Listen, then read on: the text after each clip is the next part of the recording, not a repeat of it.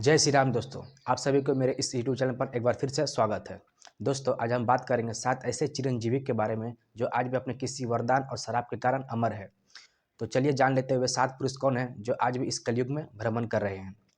उससे पहले आप सभी से रिक्वेस्ट है कि इस वीडियो को लास्ट तक देखें।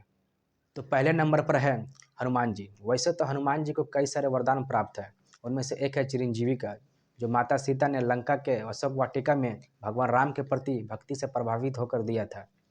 हनुमान जी आज भी हमारे आसपास मौजूद है और सभी के दुखों का निवारण कर रहे हैं। दूसरे नंबर पर है परशुराम जी। भगवान विष्णु के छठे अवतार माने जाते हैं परशुराम जी। वे महाभारत के 3 बड़े योद्धा भीष्म, द्रोणाचार्य और कर्ण के गुरु थे। उनके माता का नाम रेणुका और पिता का नाम जमदग्नि था।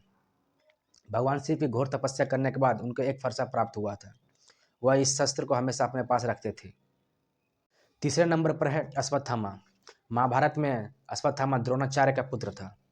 उसने पांडवों के सभी पुत्रों को छल से मार दिया था और ब्रह्मास्त्र का प्रयोग उत्तरा के गर्भ में कर दिया था, जिससे भगवान श्री कृष्ण क्रोधित होकर उसे जीवन भर पीड़ा से भटकने का श्राप दे दिए थे। चौथे नंबर पर है विभीषण।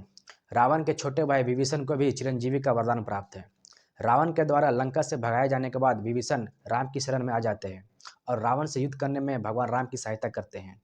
इससे भगवान राम उनसे प्रभावित होकर उनको चिरंजीवी का वरदान दे देते हैं। पांचवें नंबर पर है राजा बलि। सतयुग के राजा बलि को भी चिरंजीवी होने का वरदान प्राप्त है।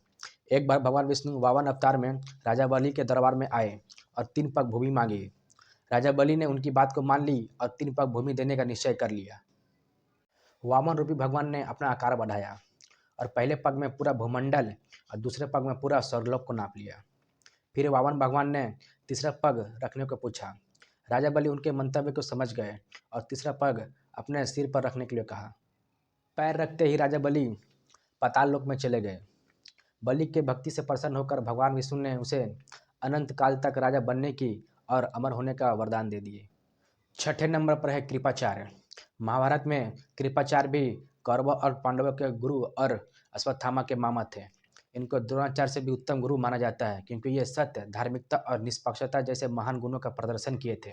भगवान श्री कृष्ण इनसे प्रभावित होकर इनको चिरंजीवी होने का वरदान दिए थे। सातवें नंबर पर है वेद व्यास।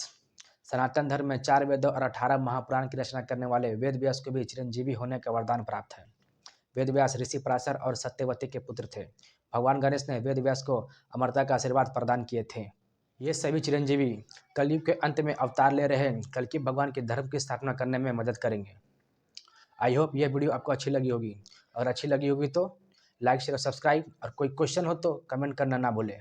जय श्री राम।